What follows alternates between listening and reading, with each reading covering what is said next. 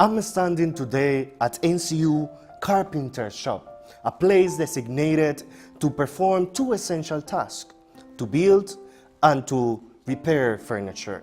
The carpenter task is to make what is needed and to restore what is broken.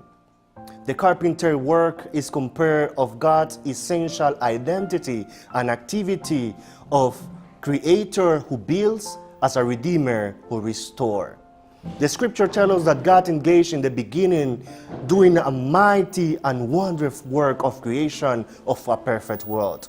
Humanity came perfect out from the hand of God, but sin entered to this world and became an unfriendly place. We live in a world today full of selfishness, pain, destruction, death, and darkness. And maybe you feel today that you are far away from the grace of God, that you have been a victim of sin.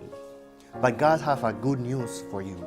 And that is in Romans 8:38-39 says, "For I am persuaded that neither death, nor life, nor angels, nor principalities, nor things present, nor things to come, or any creature shall be able to separate us from the love of God which is in Christ Jesus our Lord."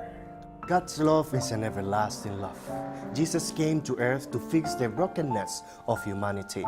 And He's inviting you today that if you are broken, He can mend you. If you are beaten, He can heal you, because God's love restores.